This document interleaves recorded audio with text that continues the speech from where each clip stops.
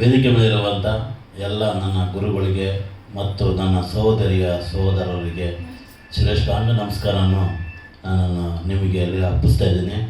But ನಾನು ಭಾಷಣಗಾರನಲ್ಲ.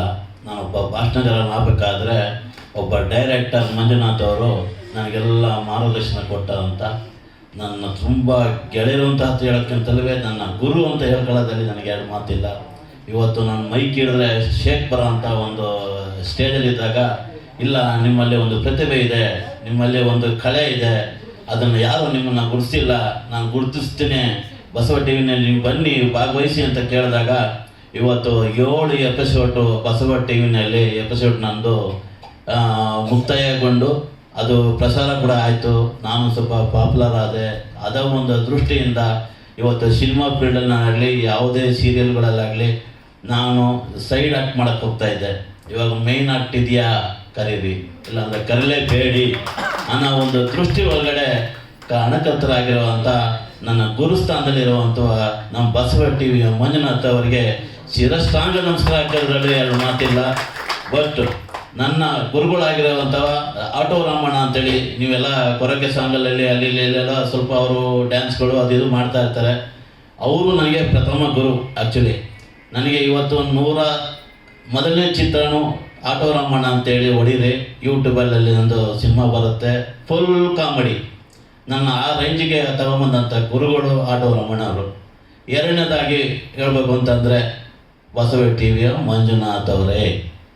ಮೂರನೇವರು ಇದ್ದಾರೆ Chiranjeevi Naik P ಅಂತ. ಅವರು ನನ್ನ ಸ್ಕೂಲ್ ಲವ್ ಸ್ಟೋರಿ ಅಂತ ಒಂದು ಸಿನಿಮಾ ಮಾಡೋದು. ನಂದು ಆ್ಯಕ್ಚುಲಿ ಮೂಲತಃ ಸಕಲೇಶ್ಪುರ. ನನ್ನ ತಾತನವರಾಗಿರುವ ಬಿ ಬಿ ಶಿವಪ್ಪನವರ ಮೊಮ್ಮಗ. 1200 ಎಕರೆ ಜಮೀನ್ದಾರರಲ್ಲಿ ಅವರ ಜ್ಯೇಷ್ಠ ಪುತ್ರನಾಗಿ ನಾನು ಜನಿಸಿ ಹಲವಾರು ಸಂಘ ಸಂಸ್ಥೆಗಳದ್ದು ಮೇಲೆ ಭಾರಿ ಆಸಕ್ತಿ ಹುಡ್ಕೊಂಡು, ನಂದು ಚಿಕ್ಕ ವಯಸ್ಸಿಂದಲೇ ನನಗೆ ಕಲೆ ಬಗ್ಗೆ ಭಾರಿ ಆಸಕ್ತಿ ಇತ್ತು. ನನ್ನ ತಂದೆ ಕೂಡ ರಂಗಭೂಮಿ ಕಲಾವಿದಾಗಿದ್ದರು.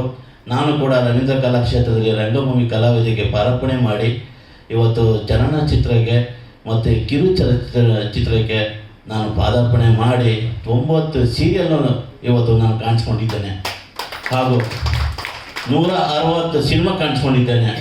ಕೊರೋನಾ ಟೈಮ್ನಲ್ಲಿ ಸಮಾಜ ಸೇವೆ ಮಾಡಿದ್ದಾರೆ ಅಂತಂತ ಗುರುತಿಸಿ ಉಪ್ಪಾರಪೇಟೆ ಪೊಲೀಸ್ ಸ್ಟೇಷನ್ ಅವರು ನನಗೊಂದು ಆಫರ್ ಕೊಟ್ಟರು.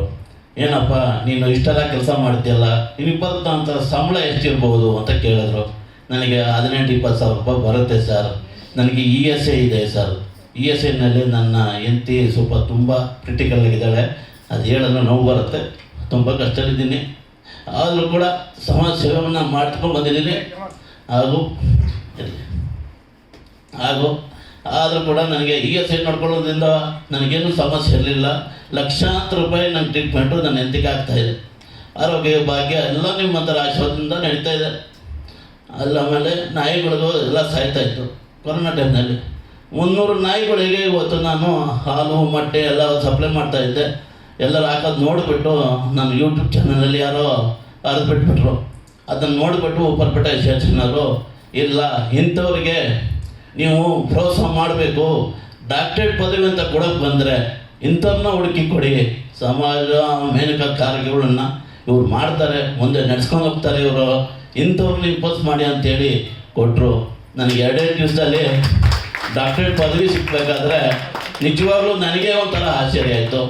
ಹಾಗೆ ನನ್ನ ಸ್ನೇಹಿತರಿಗೆಲ್ಲ ಹೇಳಿದೆ, ನಾಳೆ ನೀನೀಗ ಏನು ತಮಾಷೆ ಮಾಡ್ತಾಯಿದ್ದೀಯಾ, ಎಜುಕೇಷನಲ್ಲಿ 0% ನಂದು. ನಾನು ಚಿಕ್ಕ ವಯಸ್ಸಿಂದ ಹೈಯರ್ ಎಜುಕೇಷನ್ ಕೊಟ್ಟರು ನಮ್ಮ ತಂದೆ ತಾಯಿಗಳು. ಅವ್ರು ಏನೇ ಇದ್ರದಲ್ಲಿ ನಾವು ತುಂಬ ಲಖಪತಿಯವರ ಮಟ್ಟದಲ್ಲೇ ಹುಟ್ಟಿದ್ದು ನಾನು. ಬಟ್ ಆದರೂ ಕೂಡ ನನ್ನ ಎಜುಕೇಷನ್ ಯಾಕೋ ತಲೆಗೆ ಹತ್ತಲಿಲ್ಲ.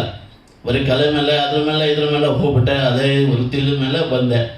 ನೆಕ್ಸ್ಟು ನನಗೆ ಇನ್ನೊಂದು ಆಗಬೇಕು ಅನ್ನೋಕ್ಕಿದ್ರೆ ನಂದು ಅಟ್ಲೀಸ್ಟು ನಂದು ಪ್ರತಿಮೆ ದೇಶದಲ್ಲಿ ಮಾಡಿಲ್ಲ ಅಂದರೆ ನಂದೊಂದು ಸತ್ತಾಗ ಒಂದು ಕ್ಯಾಲೆಂಡರ್ ಬಿಲ್ಲಿ ನಾನು ಒಂದು ಆಸೆಗೆ ಈ ಸೇವೆ ಮಾಡ್ಕೊಂಡು ಬರ್ತಾಯಿದ್ದೀನಿ. ಒಂದು ಮನುಷ್ಯ ಆಗಿ ಹುಟ್ಟಿದ ಮೇಲೆ ಏನೋ ಒಂದು ಸಾಧನೆ ಮಾಡಬೇಕು ಅನ್ನೋ ಒಂದು ಆಸೆ ಇಟ್ಕೊಂಡು ಈ ಕಲೆಯದು ದುಡ್ಡೀಕರಣ ಮಾಡ್ಕೊಂಡು ಬರ್ತಾಯಿದ್ದೀನಿ. ಈಗ ನಾನು ಒಂದು ಸಿನಿಮಾದಲ್ಲಿ ಸ್ಕೂಲ್ ಲವ್ ಸ್ಟೋರಿ ಅನ್ನೋ ಸಿನಿಮಾದಲ್ಲಿ ಮೇನ್ ಪಾತ್ರದಲ್ಲಿ ನಾನು ಮತ್ತು ಹೀರೋ ಮತ್ತು ವಿಲನ್ನು ಆ 2 ಪಾತ್ರದಲ್ಲಿ ನಾನು ಕಾಣಿಸ್ಕೊಂಡು, ಅದು ಹೀರೋ ರೇಂಜಲ್ಲಿ ನನಗೆ ತೋರಿಸಿರೋಂಥ ಚಿರಂಜೀವಿ ನಾಯಕ್ ಅಂತ ಹೇಳಿ ನನ್ನ ಜಮೀನಲ್ಲೇ ಮಾಡಿದ್ರು. ಆಗ ಅದು ಸಕ್ಸಸ್ಫುಲ್ ಆಯಿತು. ಒಂದು 20 ದಿವಸ ಓಡ್ತು. ಸಿನಿಮಾನು ಕೂಡ ಬಿಡುಗಡೆ ಆಗಿದೆ. ಇನ್ನು ಬೆಂಗಳೂರಿಗೆ ಬಿಡಬೇಕು ಅಂತಿದ್ದೀನಿ.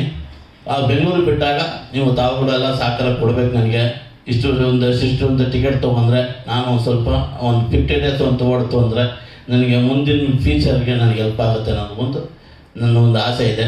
ಅದನ್ನೇನಾದ್ರು ನೀವು ತಾವುಗಳು ಇದು ಮಾಡಿಕೊಡ್ತೀರ. ಒಂದು. ಎರಡನೇದು, ಅದೇ ಜಾಗದಲ್ಲಿ 2ನೇ ಸಿನಿಮಾನು ಕೂಡ ಮುಗಿಸ್ಕೊಂಬಂದೆ. ಅದರಲ್ಲಿ ನಾನು ಬಾಲನಟ ಅಂತಾಗಿ ನಮ್ಮ ಯಶವಂತಪುರದಲ್ಲಿ ಗೋಪಿ ಅದನ್ನು ಹಾಕೊಂಡು ಜೀವನ ಮಾಡ್ತಾಯಿದ್ರು. ಆ ಲೋಕೇಶ್ವರ್ ಅಂತ ಆ ಮಗು ಸ್ವಲ್ಪ ಚೂಟಿ ಇದ್ದ. ಏನಾದ್ರು ಮಾಡಿ ನನ್ನ ಮಗನ ಸ್ವಲ್ಪ ತೋರಿಸ್ಕೊಡಿ ಹಾಗೆ ಹೀಗೆ ಅಂತ ಹೇಳಿದಾಗ ಸಿನಿಮಾದಲ್ಲಿ ಅವಕಾಶ ಎಲ್ಲೂ ಸಿಗ್ತಾ ಇಲ್ಲ ಅವನಿಗೆ, ಆಸೆ ಇದೆ ಅವನಿಗೆ ಅಂತ ಹೇಳಿದಾಗ ನನಗೆ ತುಂಬ ಮನ ನೊಂದು ಆ ಹುಡುಗನ್ನ ಒಂದು ಮುತುವರ್ಜಿಯಿಂದ ಯಾವ ಪೇರೆಂಟ್ಸ್ ಬಂದಿಲ್ಲ. 80 ಜನ ಕರ್ಕೊಂಡು ಹೋಗಿದ್ದಿ. ನನ್ನದೇ ರೆಸಾರ್ಟ್ ಇದೆ ಅಂದರೆ ನನ್ನ ಅಕ್ಕನ ರೆಸಾರ್ಟ್ನಲ್ಲಿ ಒಂದು ದಿವಸಕ್ಕೆ 35,000 ರೂಪಾಯಿ ಆಗುತ್ತೆ ಬಾಡಿಗೆ. ಒಂದು ತಿಂಗಳು ನಾನು ಇಟ್ಕೊಂಡು 80 ಜನರಿಗೆ ಆ್ಯಕ್ಟಿಂಗ್ ಮಾಡಿಸಿ ಮಕ್ಕಳ ಪೇಮೆಂಟ್ ಕೊಟ್ಟು ಎಲ್ಲ ಹೊಸ ಮುಖದರು, ಯಾವುದೇ ಥರದ ಹಳೆಯದವರಿಗೆ ನಾವು ಅವಕಾಶ ಕೊಡೋದಿಲ್ಲ. ಹೊಸಬರು ಯಾರು ಇದ್ದರೆ, ನೀವು ಆಸಕ್ತಿ ಇದ್ದರೆ, ನನ್ನ ಬಗ್ಗೆ ನಂಬಿಕೆ ಇತ್ತು ಅಂದರೆ ಬರ್ಬೋದು. ನನ್ನ ಕೈಲಾದಷ್ಟು ಸಹಾಯ ನಾನು ಮಾಡ್ತೀನಿ. ಯಾವುದೇ ಥರದ್ದು ನಾನು ಅನ್ಯಾಯ ಮಾಡಿಲ್ಲ, ಯಾರಿಗೂ ನಾನು ಮಾಡೋದು ಇಲ್ಲ. ಮುಂದೆ ನನ್ನ ಅಂಥ ಅಪ್ಪ ಅಮ್ಮಗೆ ನಾನು ಹುಟ್ಟಿಲ್ಲ. ನನ್ನ ಅಪ್ಪ ಅಮ್ಮ ತುಂಬ ಹೆಸರಾಗಿ ಅರಳಿದ್ದಾರೆ. ಅವರೆಲ್ಲ ಹಾಫ್ ಆಫ್ ಲೈಫಿಗೆ ಹೋಗಿದ್ರು ತುಂಬ ಹೆಸರು ತೊಗೊಂಡಿದ್ದಾರೆ. ಅಂಥವ್ರ ಮಗ ಅಂತಂದರೆ ಸಾಕು. ನಮ್ಮ ಊರಿನಲ್ಲಿ ಅಷ್ಟು ಹೆಸರು ಐತೆ ನನಗೆ. ಸಕಲೇಶ್ಪುರ ಗ್ರಾಮದಲ್ಲಿ ಯಾವುದೇ ಗ್ರಾಮದಲ್ಲಿ